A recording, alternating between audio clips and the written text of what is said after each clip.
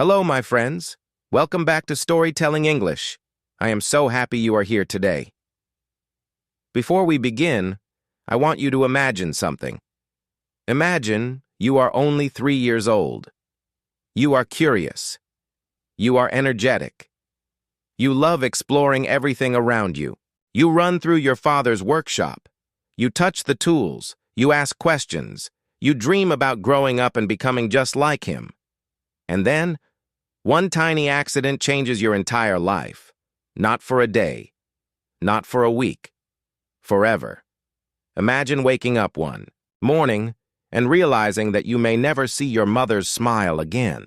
Never see the blue sky. Never see a flower. Never see your own reflection. Most people would spend the rest of their lives feeling sorry for themselves.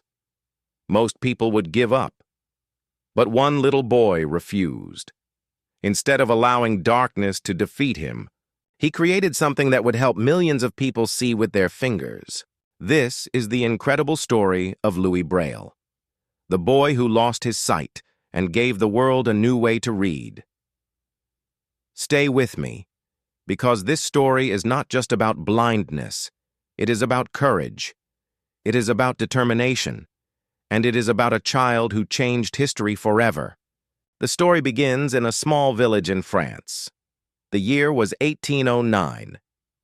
Europe was changing rapidly. Napoleon Bonaparte ruled much of the continent. Wars were being fought. Empires were rising and falling. But in a quiet village called Couvray, near Paris, a baby boy was born on January 4th. His name was Louis Braille. His father, Simon René Braille, was a skilled leather worker. He made saddles, harnesses, and other equipment for horses. His workshop was filled with tools of every shape and size. There were knives, there were hammers. There were needles, and there were sharp metal awls used for punching holes into leather. To adults, these tools were ordinary. To a curious little boy, they were fascinating. Louis was bright from the beginning. He loved learning. He loved asking questions. He followed his father around constantly. Every tool seemed magical. Every piece of leather seemed interesting. He wanted to understand everything. His parents loved him deeply. They were proud of their intelligent son. No one could have imagined how dramatically his life would change. One sunny day, when Louis was only 3 years old, he entered his father's workshop. Like many children, he wanted to imitate his father. He wanted to use the tools. He wanted to feel grown up. He picked up one of the sharp awls. The tool slipped. In a single terrible moment, the metal point pierced one of his eyes. Louis screamed in pain. His parents rushed to help him. Blood covered his face. The injury was severe. Doctors were called immediately. But medicine in the early 19th century was very different from medicine today. Doctors had few treatments. There were no antibiotics. There were no advanced surgeries. They did everything they could. At first, everyone hoped Louis would recover, but the damaged eye became infected. The infection grew worse. Then something even more tragic happened. The infection spread to his healthy eye, slowly, painfully. The light began to disappear. Week after week, his vision faded. The colors became dimmer. The faces became blurrier. The world became darker. Until one day, there was nothing left to see. Louis Braille was completely blind. He was only 5 years old. Think about that for a moment. 5 years old. Most children are just beginning school. Most children are discovering the world. Most children spend their days running, laughing, and dreaming. Louis suddenly faced a challenge that would have broken many adults. The darkness was permanent. There was no cure. There was no treatment. His family was heartbroken. His mother cried. His father blamed himself. Neighbors whispered about the tragedy. Many people believed a blind child could never have a successful future. Some believed blind people could never become educated. Others thought they would spend their entire lives depending on others. But Louis's parents refused to believe those things. They refused to let their son become a victim. Instead, they made a decision that would change everything. They would teach him that blindness was not the end of his story. It was only the beginning, and although Louis could no longer see the world around him, a remarkable journey was about to begin, a journey that would eventually change the lives of millions of people around the world, a journey that started in darkness, but would bring light to countless others. And that, my friend, is where the next chapter of our story begins. When we left Louis Braille, he was only 5 years old. The light had disappeared from his world. The accident in his father's workshop had taken his sight forever. Many people believed his future was over. Many people believed a blind child could never receive a proper education. But Louis's parents believed something different. They believed their son was still the same intelligent boy he had always been. And because they believed in him, everything began to change. As Louis grew older, he learned to navigate the world without his eyes. He counted steps. He memorized paths. He listened carefully to every sound around him. He touched everything: the texture of wood, the roughness of stone, the warmth of sunlight on his skin. Little by little, he began to build a picture of the world using his other senses. His mind was sharp, extremely sharp. In fact, many people were surprised by how quickly he learned. He attended the local village school. At first, some teachers doubted him. How could a blind child keep up with sighted students? How could he learn lessons written on a board he could not see? But Louis amazed everyone. He listened carefully. He remembered everything. His memory became extraordinary. While other students forgot lessons, Louis remembered them word for word. Soon people realized something important. Blindness had not made him less intelligent. If anything, it had made him even more determined. Then, when Louis was 10 years old, an opportunity arrived that would change his life. He earned a place at the Royal Institution for Blind Youth in Paris. This was one of the first schools in the world created specifically for blind children. His parents were proud. The village celebrated. Everyone hoped this school would provide the education Louis deserved. But nobody knew what awaited him there. The journey from his small village to Paris was long. For a young boy who had never traveled far from home, it felt like entering another world. The city was noisy, crowded, busy. Carriages rolled across stone streets. Vendors shouted in marketplaces. Thousands of people hurried through the city every day. Louis was excited. He imagined classrooms filled with books. He imagined teachers who understood blind students. He imagined endless opportunities to learn. But when he arrived at the school, reality was very different. The building was old, dark, cold. The classrooms were cramped. The dormitories were uncomfortable. The food was often poor. Many students were lonely. Many were homesick. And most heartbreaking of all, the students had very few books. Think about that for a moment. A school exists to help children learn, but there were almost no books available. Why? Because books for blind students were incredibly difficult to create. At that time, teachers used a system of raised letters. Large Roman letters were pressed into thick paper. Students could run their fingers across them and slowly recognize the shapes. It sounded like a good idea, but there was a huge problem. The books were enormous. One single book could weigh several pounds. Some books were so large that children struggled to carry them. Even worse, reading them was painfully slow. Imagine trying to read a novel by tracing every letter individually with your finger.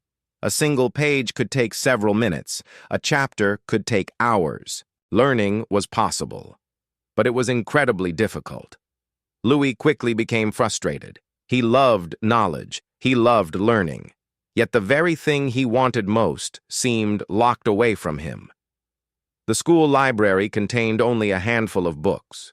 Most students would never have access to the same variety of reading materials available to sighted children.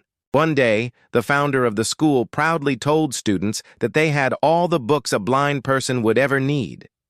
Louis listened carefully. Then he felt disappointed. deeply disappointed, because he knew that was not true. Knowledge should not have limits. Learning should not have limits. Dreams should not have limits. And yet blind students were expected to accept those limits every day. Most children would have accepted the situation. Most children would have simply adapted. But Louis was different, very different. A question began growing inside his mind, a question that would not leave him alone. Why must reading be so difficult? Why must books be so rare? Why should blind people depend on others to access knowledge? There had to be a better way. There simply had to be. The question followed him everywhere, into classrooms, into dormitories, into study halls, day after day, year after year. The other students saw a quiet boy. The teachers saw a hard-working student. But inside Louis's mind, something extraordinary was beginning. A problem was taking shape, and somewhere in that problem, a solution was waiting. Louis did not know it yet, but he was standing at the edge of an idea that would change millions of lives, an idea so powerful that it would spread across continents, an idea that would survive long after he was gone. The darkness that had entered his life years earlier had not defeated him. Instead, it had given him a mission, and very soon, fate would place the final piece of the puzzle directly in his path. A chance meeting, a strange code, and the beginning of a revolution. But that is a story for the next chapter. And my friend, that chapter is where everything changes. Sometimes, my friend, the idea that changes the world arrives in the most unexpected way, not through a king, not through a famous scientist, not through a wealthy inventor. Sometimes it begins with a question, a simple question that refuses to leave someone's mind. For years, Louis Braille had been asking that question. Why must reading be so difficult for blind people? Why should knowledge be locked away? Why should a blind child need someone else to read every book aloud? The question followed him everywhere. And then, one day, the answer arrived. It came from a soldier, and it came, disguised as a failure. The year was 1821. Louis was 12 years old. He had already become one of the brightest students at the Royal Institution for Blind Youth. His teachers respected him. His classmates admired him. But he was still frustrated by the school's reading system. The giant raised letter books were slow, heavy, expensive, and extremely limited. Then a visitor arrived at the school. His name was Charles Barbier. He was a former captain in the French army. At first, the students thought he was just another guest. But Barbier brought something unusual, a secret military code. Years earlier, he had created a system called night writing. The purpose was simple.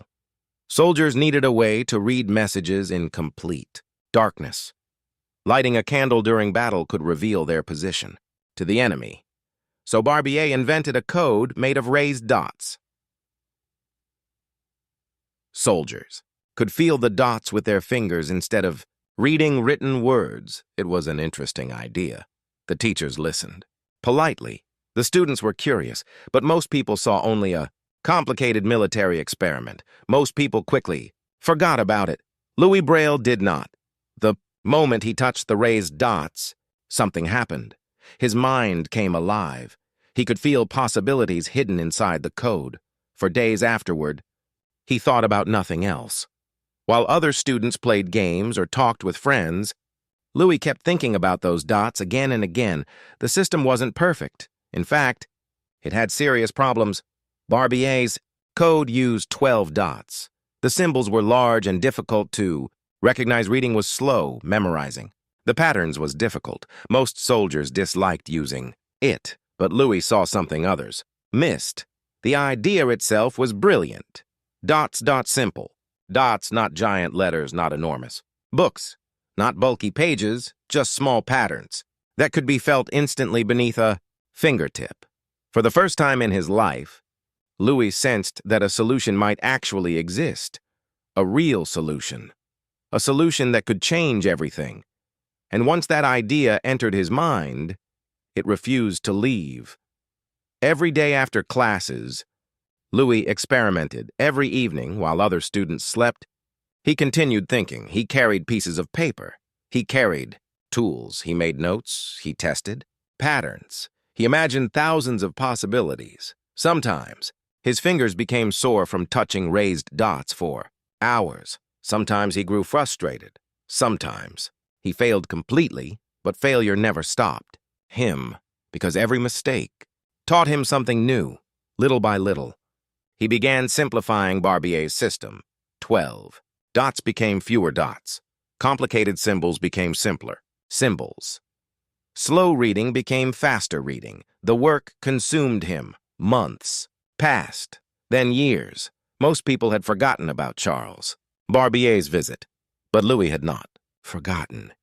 He was building something extraordinary. At 13 years old, he was already working like an inventor. At 14, he was refining his ideas. At 15, he finally reached a breakthrough. A moment that would change history. Instead of 12 dots, he used six simple dots, arranged in 2 columns.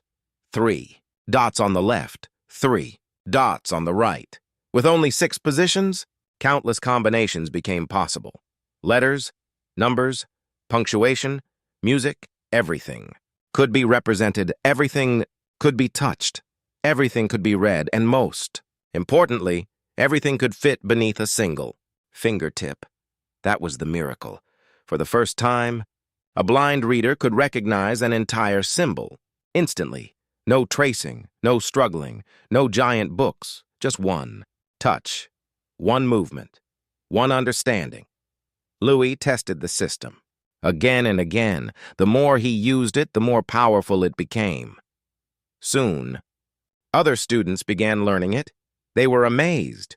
Reading became faster. Writing became easier. Learning became exciting. For the first time, blind students could truly read and write independently, not with help, not with assistance, on their own. Imagine that moment. Imagine discovering a key that unlocks thousands of doors. Imagine realizing that your idea could transform millions of lives. Louis was still just a teenager. Yet he had already created something revolutionary. But there was one problem, a very big problem. The adults were not convinced. Many teachers refused to accept the new system. Many officials dismissed it. Some believed the old methods were good enough. Others simply resisted change. Louis had created a miracle, but the world was not ready to listen, and the greatest battle of his life was about to begin. Because inventing Braille would prove easier than convincing people to use it. And that, my friend, is where our story takes its most dramatic turn. The code had been created, the solution existed, but now Louis would have to fight for the world to believe in it, and that fight would test him more than he ever imagined. Imagine spending years creating something that could change millions of lives. Imagine sacrificing your time, your energy, your sleep, your youth, and then imagine showing your invention to the world, only to have people reject it, only to have people tell you that it is unnecessary, only to have people say that your idea will never work. Most people would quit. Most people would become angry. Most people would walk away. But Louis Braille was not most people. By the time he was 15 years old, he had created a remarkable system. 6 simple dots, simple enough to learn, fast enough to read, powerful enough to express language, numbers, punctuation, and even music. For the first time in history, blind people could truly read and write independently. The students who learned the system loved it. They could read faster. They could write faster. They could communicate more easily than ever before. To them, it felt like freedom. But there was a problem. The people in charge did not share their excitement. Many teachers preferred the old methods. Many administrators believed that blind students should continue using raised letters. After all, that was the system they already knew, and people often resist change, even when change is better, even when change is obvious, even when change could help thousands of people. The school's leaders worried that sighted teachers would not be able to read the new code easily. Some argued that blind students should learn systems designed by sighted people. Others simply refused to believe that a teenager had solved a problem that experts had struggled with for years. Louis listened to their criticism. He heard their doubts. He felt their rejection. But he did not stop. Instead, he worked harder. He continued improving the system. He refined the symbols. He added new characters. He created ways to represent mathematics. He developed methods for writing. Music, every improvement made the system stronger. Every improvement made it more useful. And slowly, student by student, the code spread. Many blind students secretly taught it to one another, in classrooms, in dormitories, in quiet corners of the school. The system spread because it worked. No official approval was needed. No permission was required. The students themselves became its strongest supporters. But while Louis fought for his invention, another battle was beginning, a battle inside his own body. During the 19th century, one disease terrified people more than almost any other: tuberculosis. It was often called the White Plague. It spread silently, slowly, mercilessly. Millions of people died from it. And sadly, Louis Braille became one of its victims. At first, the symptoms seemed small: a cough, fatigue, weakness. But over time, the illness grew worse. Some days he struggled to find the energy to work. Some days simply getting out of bed felt difficult. Yet even as his health declined, he refused to abandon his mission. Think about that for a moment.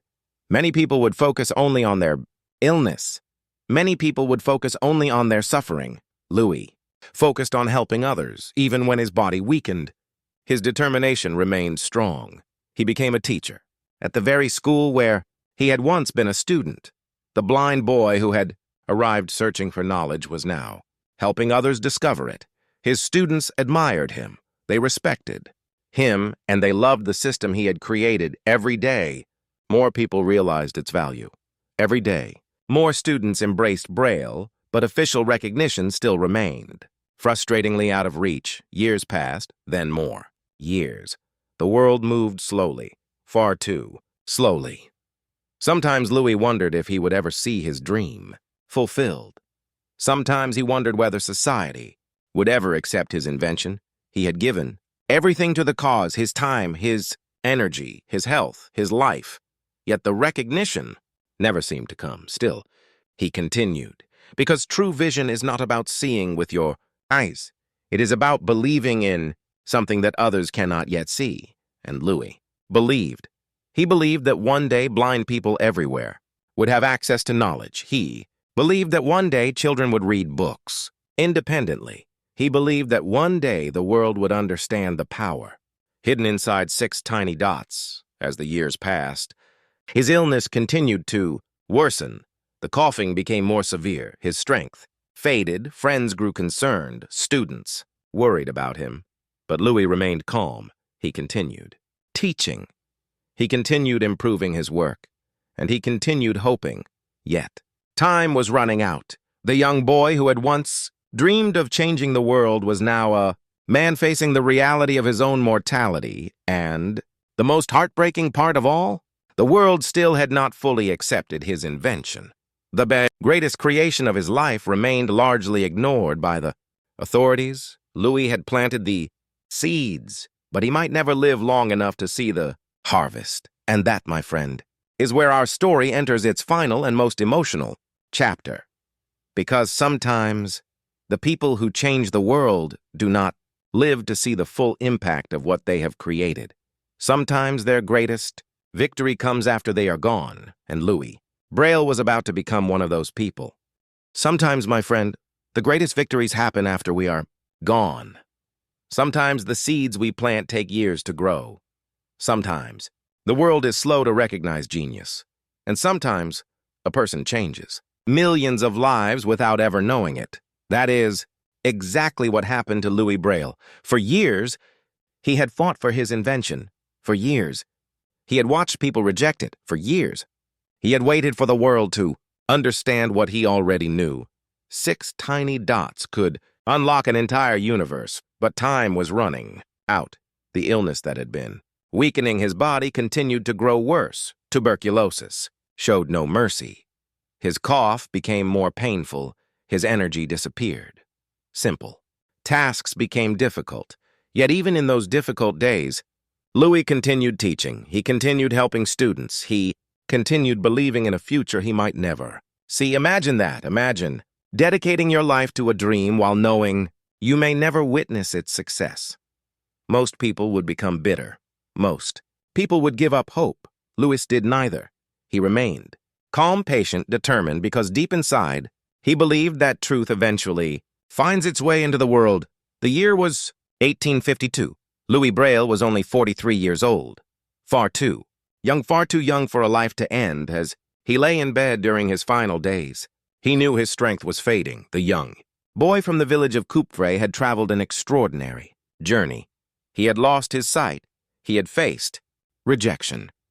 He had battled illness, and despite every obstacle, he had created something that had never existed before.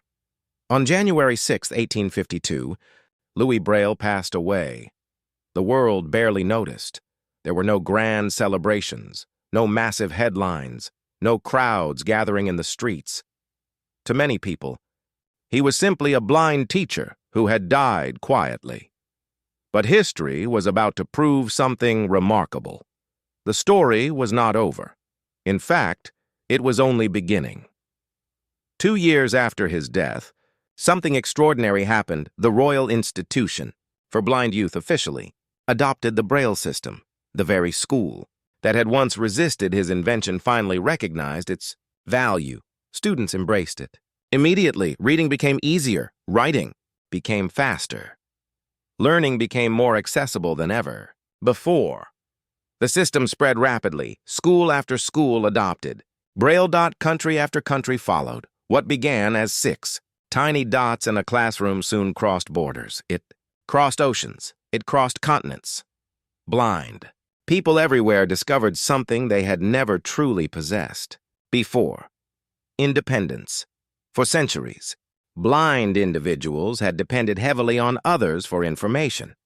Now, they could read for themselves, write for themselves, learn for themselves, dream for themselves. Braille became more than a code. It became freedom. It became opportunity. It became dignity. Years turned into decades. Decades turned into generations. The invention continued, spreading around the globe. It was adapted into dozens of languages, then hundreds. Books were printed, schools were transformed. Entire communities gained access to education.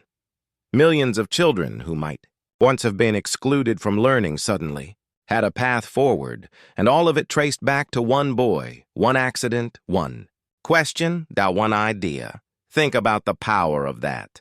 A child loses his sight at 3 years old. Most people see tragedy. Most people see limitation. Most people see darkness. But Louis Braille saw possibility, not with his eyes, with his mind, with his courage, with his determination. In 1952, 100 years after his death, France finally gave him the recognition he deserved. His remains were moved to the Pantheon in Paris, a place reserved for the nation's greatest heroes, scientists, writers, leaders, visionaries. Louis Braille joined them.